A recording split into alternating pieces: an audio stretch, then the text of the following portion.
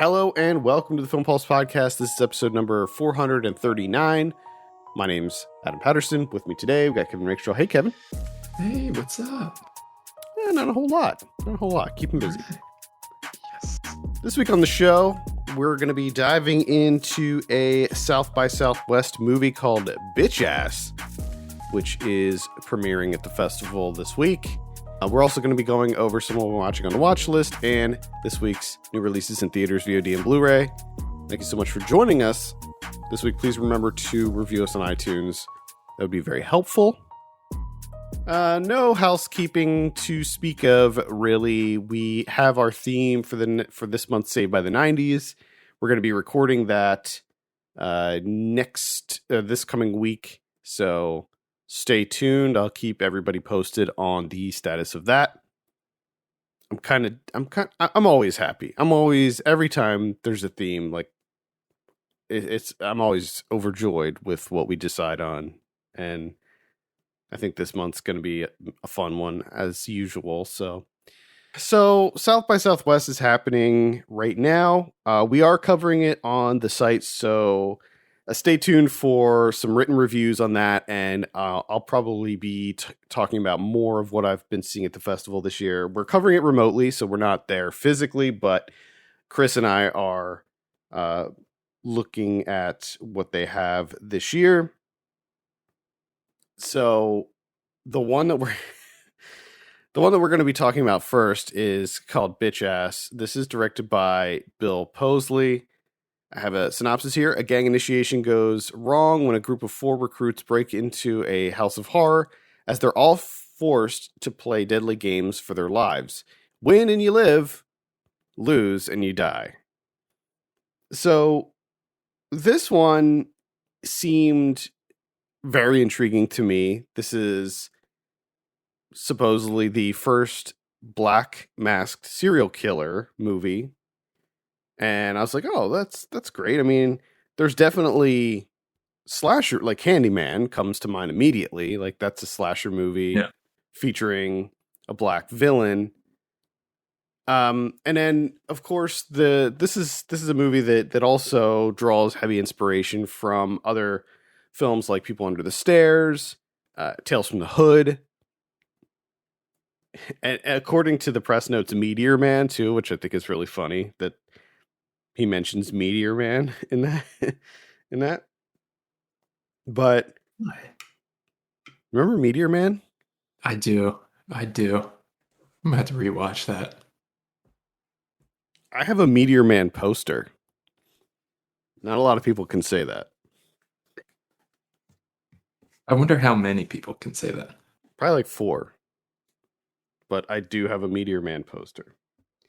Is it hanging? No, it's not. It's not hanging. Definitely not hanging. So, it seemed like a pretty intriguing movie. I usually like what South by Southwest has to offer in general. I think that their curation and their programming is usually pretty much on point. But with Bitch Ass here, I don't know, man. I just feel like they really missed the mark with this one. I feel like the programmers at South by Southwest missed the mark in bringing this one into the festival. I feel like the filmmakers missed the mark with maybe they bit off more than they could chew with this. But I did not enjoy myself whatsoever with this movie from beginning to end. I thought it was absolutely just a bad experience. And I really feel bad criticizing this so harshly, but it is what it is. And I feel like I just need to be honest about it. Yeah. No, it's like you said, I think when we talked about this and we ended up picking this movie to cover, it was the synopsis was so intriguing. Such a great idea. It seemed like you could have tons of fun with this. Just that setup, that premise of people going into someone's house and then this killer essentially making them play board games for their lives. But the biggest thing about this is the biggest criticism that I have is like the extremely weak parts of this movie are those. It's those moments where they play the games for the deaths. It's just like they're bad. Yeah, I mean everything regarding that is bad. This the very cheap looking production design. Everything looks you know what it looks like to me? It reminds me of like a middle school who decided to put on a haunted house for charity or something. Yeah, yeah. Like Like that's what every it and I think that was a part of me that I was like in the early stages of this because of the just the overall bad filmmaking, just a lot of decisions that like like you said the aspect ratio and stuff like it just looks really bad. There's bad acting. Like the production design is just bad. Like all these things are bad, right? But there was a part of me that was like, well, I this is low budget, so hopefully when we get to the centerpieces of this of the plot line here of these playing these board games to the death, eh, maybe those will essentially make up for it. You know, if you at least give me those moments, I can kind of be a little forgiving of everything in between. Because a lot of times that's what happens in movies. You're just like, those are the aspects that you really put all of your all into, and then everything else outside of it is just to get to the next one. And you can be a little forgiving if it's not that great in order to get you to the next game, so to speak. But you finally get to the first game, and you're like, wow, no, the games are actually worse yeah, they're than pretty all the in bad. between stuff. The games are stupid and make very little sense. And they all look really bad too, like the way that they're designed. It's just not not good, man. I'm sorry to say, but it is just not good. I want to talk about that aspect ratio again. I want to come back to that because I had such a hard time understanding Yeah, why that aspect ratio.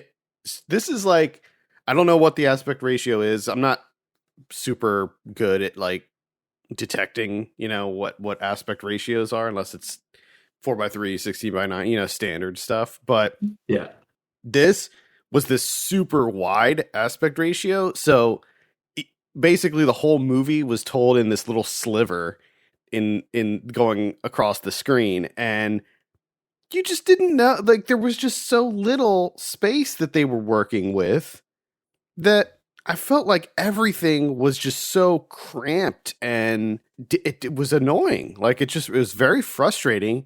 But then, like at first, I was like, "Oh, well, maybe it's this the screener that we're viewing." At first, I was like, "Well, maybe it's this TV I'm watching it on." So I pulled it up on my computer, and I was like, "No, no, it's this way too." But then I remembered that early, like the opening sequence, which this has like bookends to it that are tacked on for no reason. Like there's just really no reason for an intro and an outro other than to bring in Tony Todd in a hmm cameo and pay homage to Tales from the Hood. Um, those are like in a 4 by 3 aspect ratio, so I know it was a conscious decision to make it that super wide. And then there's these like in completely incomprehensible split screen moments that come in that change things up, and the split screen adds nothing to the style, the story, and it honestly it felt like this was a film school movie where the filmmakers were just trying stuff out, like, oh, right. It's trying a let's put little bit some of everything. yeah, let's just put some split screen in here and just let's see how this goes. But it doesn't really aid in the storytelling aspect of it at all. So No, it makes it much worse yeah. So because unfortunately, it's just even on top of that, you have like strobing split screens and just you have that opening sequence where it's like Rubik's cubes that are twisting and turn. It's so much. It's just too much. the the killer. The whole like story behind this is that it's a kid who grew up in a very with a grandmother who was abusive, and he got bullied, and then he grew into this masked killer. But the weird thing about this is that, I mean, it seemed like it was trying to like be a Candyman type of thing, but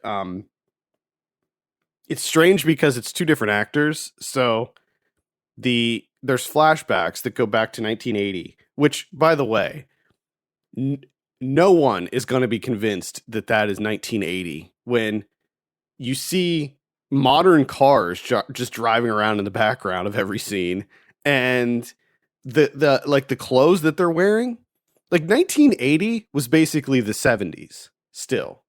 And the clothes that they're wearing in those flashbacks are not even 80s clothes. They're like modern clothes. Like it just did I don't know why they made it be taking place in 1980 and then 1999 or whatever. It didn't make any sense. There was no reason for that. I mean, it was like making it more difficult, to sell this. But you have two different actors playing bitch ass, and the one actor has a really thick accent. And so you're like, okay, how did he suddenly like get this accent when he got older? Yeah. Which doesn't make any sense. The mask is stupid and like not. It's literally just like a black cardboard mask. Yeah, it's like a sleep mask. So, like, that's not cool. It's just Yeah, and I think it's just the other thing on top of that is, again, like a lot of times I can be forgiving of like poor performances, but the bitch ass character in the present day when he's killing, like that performance was just so grating. It's just so over the top and trying so hard to be like this badass type, and it's just really annoying and grating. yeah, Like none the of that. line deliveries. Oh god, yeah. And there was like really bad one-liners in there, and none of that worked at all. It was also like they're talking about him being like this serial killer. I don't think he's a serial killer. He kills people that break into his house. I don't think Yeah. that makes him a serial killer. So all I've seen evidence of is someone murdering people who break into his home. Yeah. I mean, he does it in really elaborate ways. Yeah, but still, that doesn't define him as a serial killer. Well, He might be a I mean, if you sadistic. he's got enough bodies, I think. Isn't It like a puts him on that serial list. killer? Isn't like a serial killer someone who I murders think like it's over time? I think it's just a matter of, I don't actually know the definition. I think it's just more than, I think it's more over a than span one. of time. I think that the time plays a role. Let's see, Oh, now we serial gotta get. killer definition. Let's see here. I mean, It's a he does. person who commits a series of murders, often with no apparent motive and typically following a characteristic, predictable behavior pattern. Yeah, he's kind of got that. Well, I mean, he kind of has a motive. He doesn't want you in his house. He does have a characteristic, predictable behavior pattern. No, he's going to kill you in complicated, albeit small scale, Yeah, I don't even know if complicated poorly is. constructed. Poorly constructed. I I'm just also- thinking of like the one where he does like the Jenga, and I'm just like, man, he's set up all these pulleys. Like, how's he have all this stuff? The thing I didn't And he's just understand. waiting for like one day. Yeah, exactly. Like, what, you just leave it set up and hope that someone breaks into your house to do this, to like force them into this? The thing about the Jenga one I thought was kind of weird was that you would think that you would play Jenga and it would help you, but like every time you pull one of the blocks out, it makes the noose tighter. So it's like, why would you pull any of them out? Why wouldn't you just say, I'm not going to play this game? Because he's tied up too, remember? Mhm. So, or when you pull the blocks out, it pulls the other person's pulley. Yeah. That Well, makes also, that makes so much more sense than pulling the blocks out to make your own noose tighter. I would have liked, like, if I was playing, I just would have reached across and knocked all of his blocks off. Yeah. And the Connect Four one was really dumb too. The I mean, the worst one is that you culminate with, well, I should say it was the penultimate one. So you would think that, of course, you're building up to, like the last two, or the last one is just going to be something incredible, right? But like the penultimate one is like a battleship knockoff yeah, that just looked really terrible, and it also seemed like there was only three planes on the thing.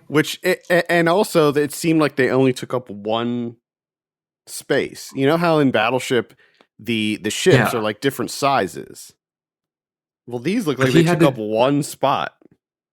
but he had to guess 4 times. He had to give 4 hits to kill the guy, and it was like there's only 3 planes though. And the Tony Todd thing is, I'm pretty sure you could tell that Tony Todd was reading a script. Oh yeah. This was just some extra cash for him. He's reading a script. The makeup effects were rough to say the least. None of the gore effects worked at all. Like they looked very bad. There was very clear like prosthetic and makeup stuff done. Like the operation scene, like that whole thing, like looks so bad. Well, and I think that's when, because that's the first game, right? And you finally get to that point, and it takes a while to get to the first game, but you finally get there, and I'm thinking, okay, here we go. We're gonna see what this creativity is gonna take us, right? And then you see what the game is that it's and it just his line delivery of like you can't touch the sides, which He I didn't. I don't know how he rigged it up to do Yeah. because there's no sides. And the guy clearly like it was nothing but intestines in this body. Like it was just pure Yeah, intestines. And the guy grabbed the intestines and it still shocked him. So I don't know like how that defined like how he touched a side. yeah, it made absolutely no sense whatsoever. I couldn't, and that's the first one. So you're like, wow, It's downhill this from is here. this is yeah, this is gonna be rough because I was holding out that I was like, okay, everything else is bad, but at least maybe they just put all their eggs in the game basket, so to speak. So you finally get to that first game, and you're thinking, okay, you're going to give me one aspect of this. I mean, this is your centerpiece, right? So this has got to be, and then that just, wow, that was just extremely disappointing. So you're like, okay, I think moving forward from here, there's not going to be a single aspect of this that I'm going to enjoy, Yeah. and I still have quite some time to go. It was a slog. I love the final game. This isn't. I'm not going to spoil anything like results or anything like that. But the final game, the one of the characters gets to pick what game they want, and it was very obvious what game he was going to pick. But I was thinking to myself, what if he said like Settlers of Catan or something? I think that'd be so funny if he did something like that, or Ticket to Ride, like one of these, you know, boring Yeah, it would be games. great to have a boring game that takes a long time. Yeah, Stratego. Stratego would be good. But like he would have had to like known of a way to turn that game, whatever he picked, into like a deadly game. Yeah. So we're to believe. What if he played like I don't know. I'm trying to yeah, like any of those games that like Stratego, Risk, Settlers of Catan, any of those like really long involved games, or some like obscure, not Yeah, obscure, but like how do you turn that into a murder? yeah, pick some like really involved long artisan game. Anyway, also there's during the game he picks.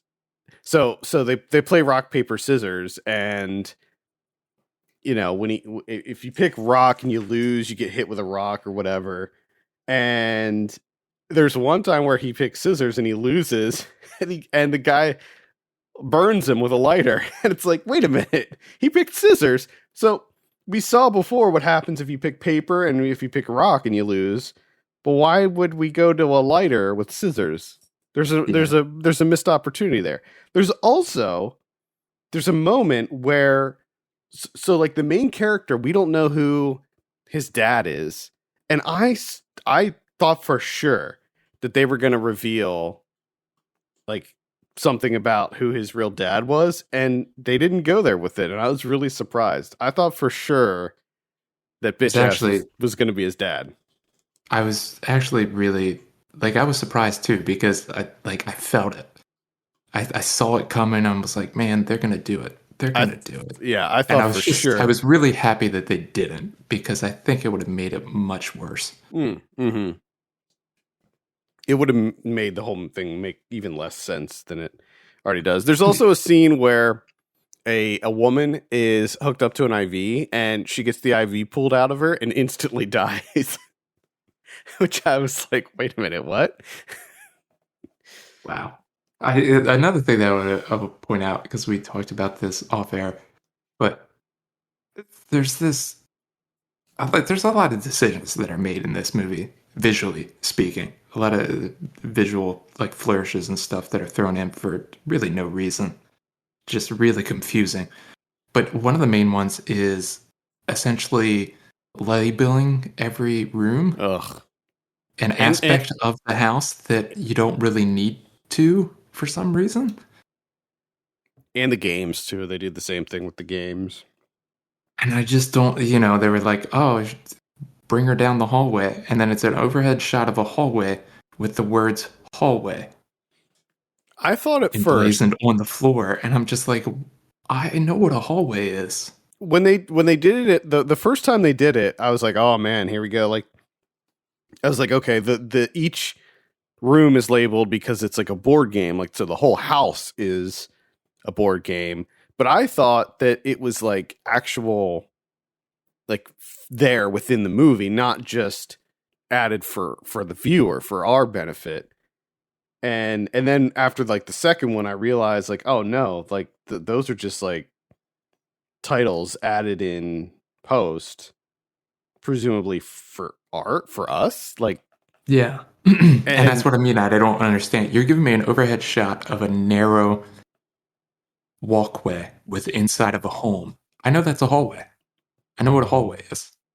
You know what I mean? Like, there's only one definition of a hallway. well, and the other thing And that, is, it would make it wouldn't make total sense, and I think it would still be a bad idea to do it. But it would make more sense if each room had like its own theme, and there was like a trap or a game in each room, because then each room would be more defined. Because as it is here, it's just like rooms. Like most of the yeah, rooms are just regular old rooms, and they don't have anything special about them at all. Other no. than And like, it's just, they'll be like, sunroom. And I'm like, do I need to know that it's a sunroom? Like, nothing particularly special happens in the sunroom. It's not sun themed. There's not, like, there's no reason for me to know that that is the sunroom. yeah. Also, just as a technical note, the labels are added in a very kind of sloppy way, and they like as the camera pans, like a lot of them just kind of move around, so they're not like anchored to the scene in any way, and it just looks very rough. Maybe Oh, I don't yeah. know, maybe this isn't like a final cut. I think it is. I didn't see anything about this being a like a work print or anything, but yeah, I feel bad. I think that this was an ambitious movie that they just didn't have the budget for, but I don't feel like that completely excuses it, just because I think that the script was lacking very heavily as well. Yeah. No, I think you can definitely make this on a low budget. Yeah. You know what I mean? Like, you can make this work. Yeah, but it's not there's like a just a big lot of scale movie. decisions here. There's a lot of decisions being made here that are just not to the film's benefit in any way. I Yeah. mean, most of the decisions are detrimental.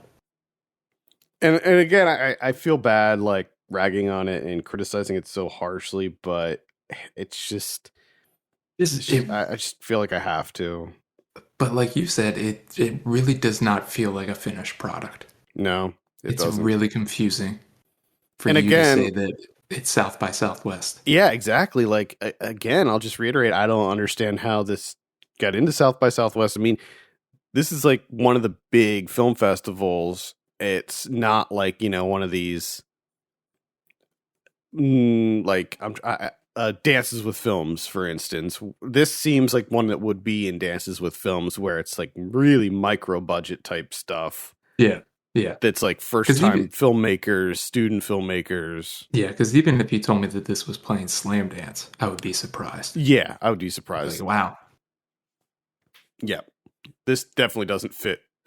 It doesn't fit like the vibe of those festivals either. Like I don't know how to describe it, but like when you see certain movies, you're just like, oh yeah, this feels like a South by Southwest movie. Like I think that the programmers in these festivals are so in tune with the vibe of the festival itself that they can easily pick these titles that just fit well within the overall aesthetic of the festival, and this just does not match up with it at all.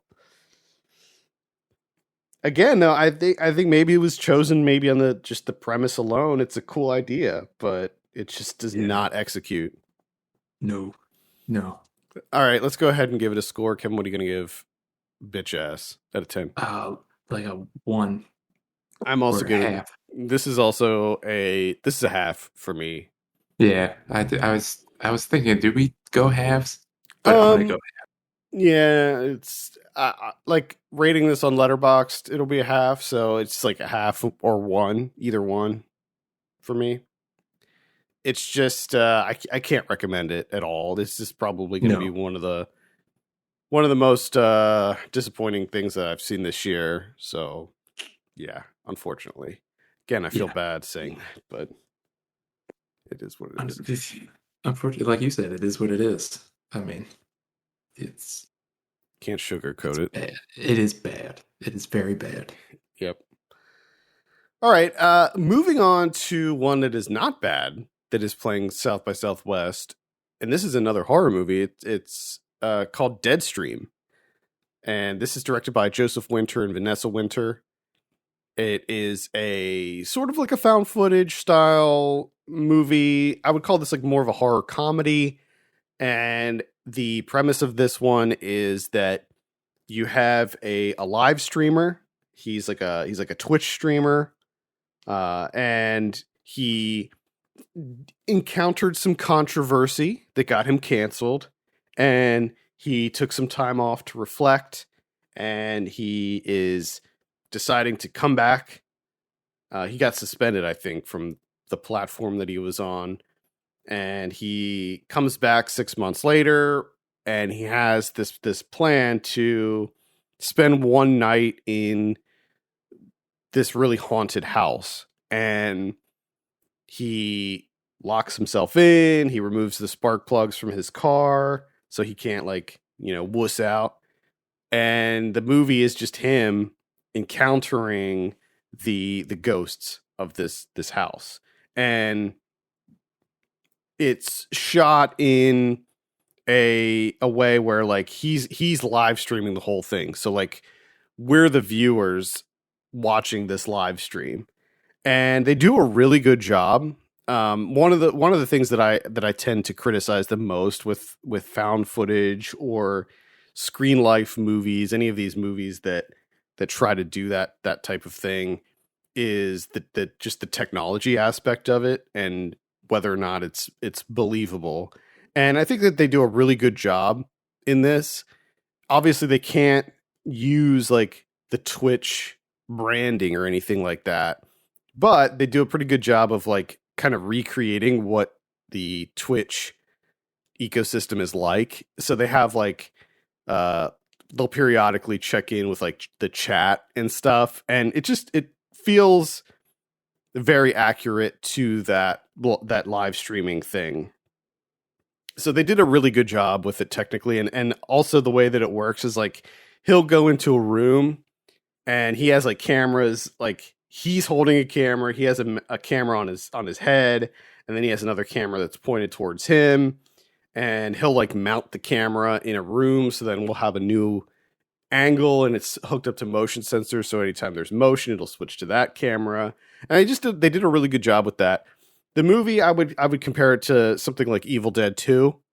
It seems to draw a lot of inspiration from the Evil Dead movies, where you have these like kind of demons, these like kind of wisecracking demons that are attacking him pretty much nonstop. Well, not that's not true. Like at one point, um, and there's a lot of like kind of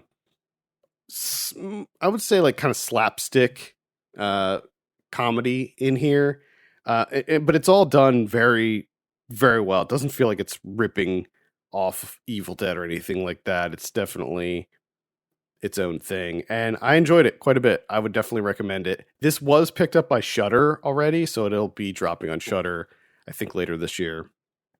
Nice. Yeah, Deadstream is the name.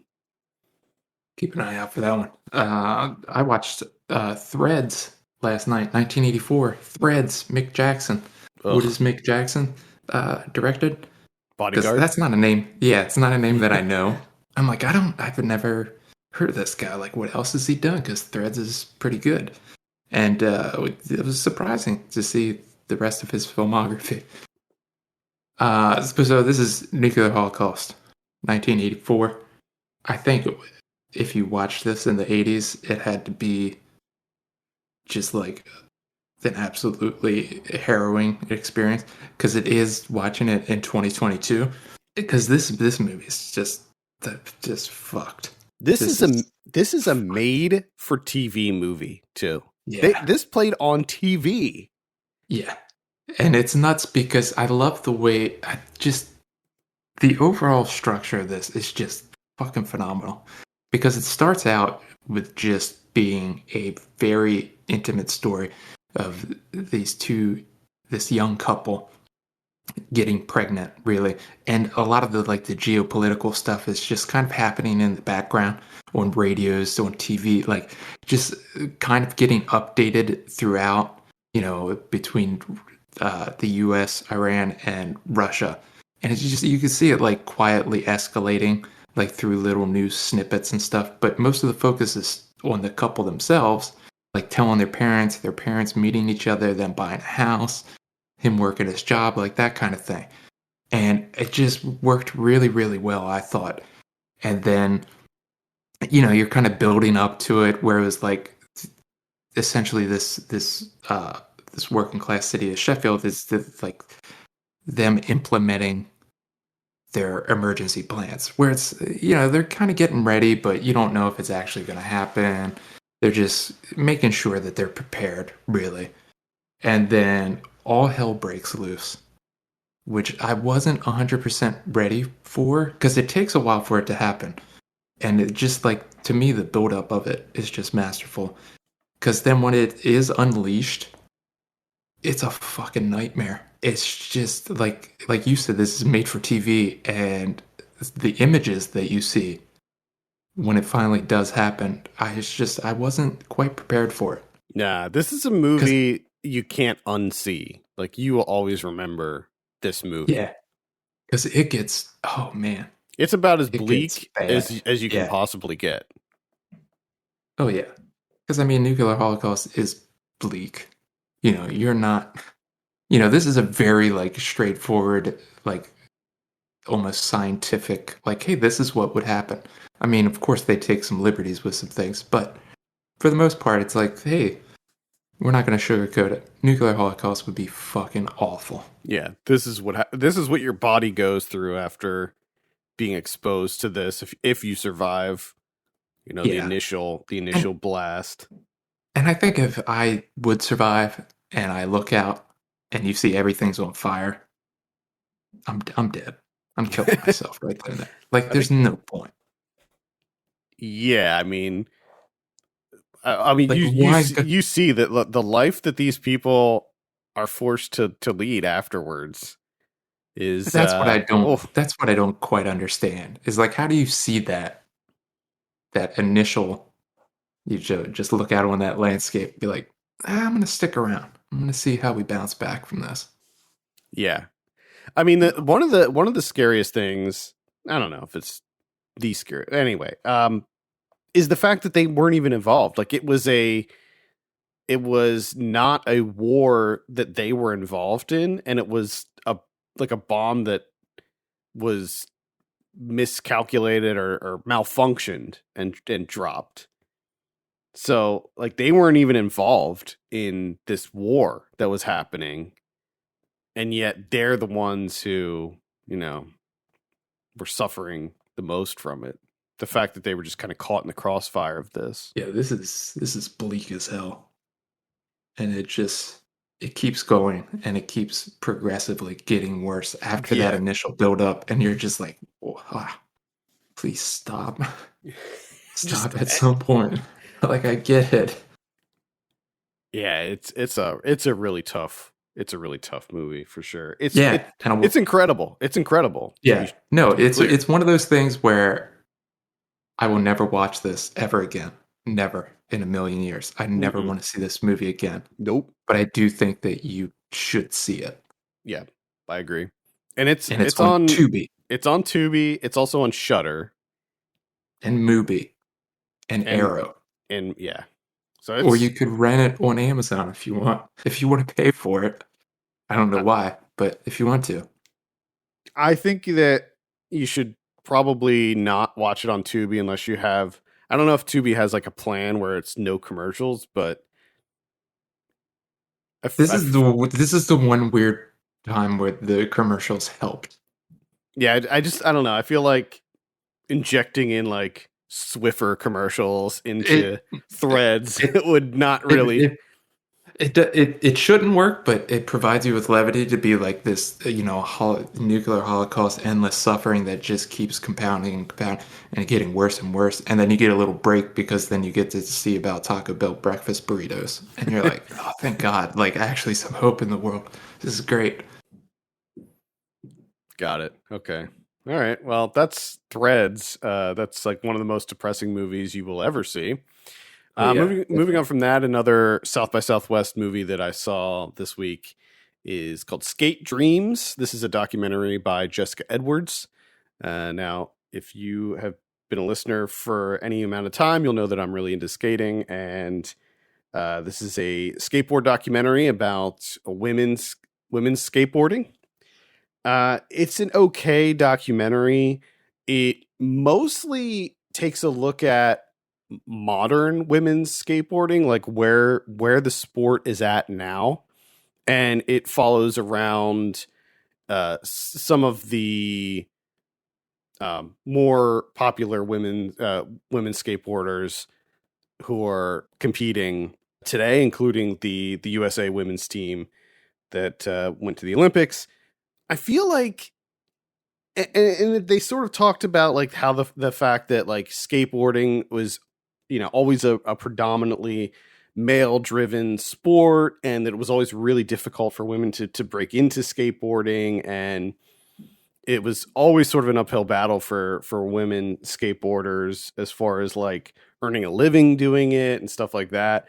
And I think that that's great. And I also like the fact that they discuss the fact that right now women's skateboarding is just blowing up and it's becoming huge, and that's great too. But I feel like there's a lot of there's some things that they kind of missed in this, like the fact that like Alyssa Steamer, for instance, who was in like the Tony Hawk games, and the fact that she I feel like she influenced a lot of young women to get in and girls to get into skateboarding, and they didn't really talk about like the skate kitchen crew or anything like that. So I feel like that they did kind of miss some things, and I feel like the documentary at times was a little bit aimless in its messaging, but overall, I think it's still a positive documentary, and I found myself entertained. And there's some great skateboarding in it too. So, Uh, Something that I was extremely entertained by. That's The French Dispatch. ooh, Finally got around to the Wes Anderson because this popped up on HBO Max, and I was like, you know what? I'm gonna do it. So this is a thing that I've noticed now too, because I've talked about this. I wasn't that excited for The French Dispatch. I'm not excited for, and I'm still not for Licorice Pizza, and I wasn't that excited for Tenet. You know, movies by filmmakers that if this happened, 15 years ago or so, I would have been just fucking losing it. You know, like, oh my God, I can't wait to see French Dispatch. Gotta go opening night. We'll drive an hour to Baltimore to see it. You know what I mm-hmm. mean? And lately, I've just been like, I don't really have an interest in it. But now, two for two, I thoroughly enjoyed Tenet. That really surprised me. And The French Dispatch really surprised me in that I fucking loved this. This felt like a culmination of all the great aspects of Wes Anderson that I like Mm-hmm. coming together on like a large scale, where he's like fine tuned uh all of his style, everything that I like him for. Because I think the one of the issues that I have with him, which there is a little bit here, is that like the last couple of movies, he seemed to get really caught up in the what I consider like inventory taking, where he's just making lists and he just shows you stills of things that are Mm-hmm. like, very organized, and you're just like, yeah, all right, I get it. Picture book. Like, is there a story though? Are we doing anything? Or are we just listing things? And it seemed like that's what he was doing. Where here he does that a little bit. I mean, he's always going to do that, but I think it's kind of tucked in underneath all of this great stuff because he's got a lot going on here between using color and black and white and in the present day and in the past and using these side by sides and these elaborate sets and stage production. You even got animation in here. You got some stop motion. Like, you have everything. He's got a little bit of everything sprinkled in there. And it worked perfectly for me. And what was even more surprising is from the outset, I was a little leery because it's the whole, like three separate little stories that make up this with kind of like bookends type deal. And I'm just like, I really don't like that setup. It just usually does not work for me. But it did here. Like, I had so much fun with this. Yeah, I really loved this one as well. Just the fact that the sets in this are so elaborate. Like, for one scene, there'll be like a set that they built that's like this huge, like ornate, Yeah. complicated set, and it's literally shown for like 30 seconds. And you're just like, Yeah. whoa. And they just like wheel it away. Yeah, it's just so, it's wild, man. And it's also kind of fun too that because you see him doing like in the very beginning is like him doing like a Tati knockoff of the guy like walking through the building and you see it from the exterior Mm-hmm. and him doing the traveling the journey, and then you have like French New Wave knockoff. Like, you have all of these things that you can kind of pinpoint and be like, oh, okay, that's what he's riffing on here, Yeah, but done in his style. yeah, that have clearly been like inspirations for him from the very beginning. Yeah, So but he makes it hit distinctly his. yeah, it's great. I highly recommend it. And like you said, it's on HBO Max, so you can check it out there if you have it. And it's on VOD too. So good. Yeah, I kind of want to rewatch this now. The final South by Southwest movie that I saw this week is called Pirates. This is directed by Reggie Yates. It is a comedy that takes place on New Year's Eve in 1999 in the UK, and it's about three best friends who they run a pirate radio station, and they're trying to get into this like kind of popular exclusive club for New Year's Eve, the big Y2K party, and they're trying to get in, and it's just kind of your standard super bad style comedy where a million things go wrong and their friendship is tested, and it's okay. Nothing really incredible about this. I would like kind of just say it's like right down the middle for me. Like there were some moments of humor, a lot of it didn't land. Uh, I liked the characters. I liked the three central characters. I thought that they had a good energy and a good rapport with each other. I did like that this took place in 1999. I kind of like 90s club music, so I was into that, especially like UK, like 90s UK club music. So yeah, I don't know. Blight recommend for me. It's called Pirates. All right, let's talk about what we have in theaters this week. Got a couple things. One is X. That's the new Ty West one. I think I'm actually going to go see this in the theater. Did not realize that this was coming out now. And neither did I. Neither did I. It's playing at South by Southwest. It's premiering there, but I guess it's a really quick turnaround, and it's playing small local theaters too. It's getting a wide release. Wow. Yeah. That's really the only one. There's a Jujutsu Kaisen movie that's coming out, Jujutsu Kaisen 0, which is an anime. Is that an anime or is it yeah, it's an anime. I wasn't sure if it was like a live action version of it or something. I started watching that series and I really liked it, but I didn't keep up with it. I should get back to it. That's pretty much it for theaters. On VOD this week, we have on the 15th, Lost Angel. That is a what is that? Thriller? Maybe. When Lisa returns home to the small island of Newport after the mysterious death of her sister, she's drawn into a dangerous and unsettling quest to uncover the truth. We also have The Race to Save the World, which is a documentary. On the 18th, we have Deep Water. That's going to be on Hulu. That is with Ben Affleck and Ana de Armas. Yeah, not too into that. We got Toll Booth coming out, which is an action movie. Got Panama. It's a Mel Gibson action thriller. Saban Films there. We got Expired, starring Ryan Kwanten. Haven't seen him in a while. I have no idea who that is. It's the dude from True Blood, the brother.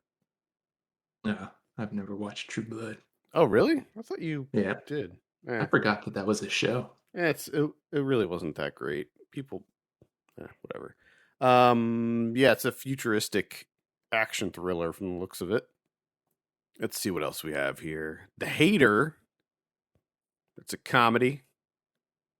We have Measure of Revenge with Bella Thorne and Melissa Leo.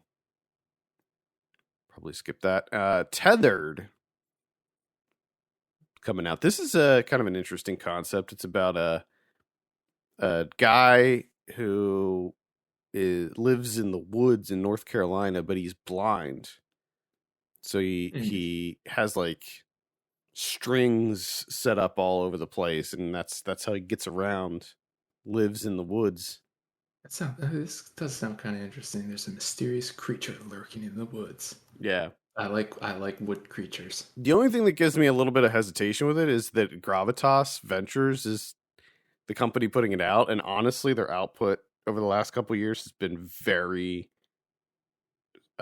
not great. So that's the only thing that makes me a little bit nervous about that one. I can easily see this as one of those attempts at elevated horror where nothing happens. Could be, yeah. For like 80 minutes. Mm-hmm. Also on the 18th, we have Master. This is the one. This is going to be on Amazon Prime. This is the one with Regina Hall. That's like a thriller, horror thriller, maybe. Shit! Looks pretty good. Oh, it's the Diallo movie. Mm-hmm. Oh man. Yeah, this is Nice. also going to be at South by Southwest this week before it drops on Prime. Oh, that's awesome. I Yeah, like that. that might be our movie next week. That's pretty much it for VOD. On Blu-ray, let's see what we got here for March 15th. An American Werewolf in London from 1981, getting a limited edition 4K release on Arrow. We got Red Rocket coming out.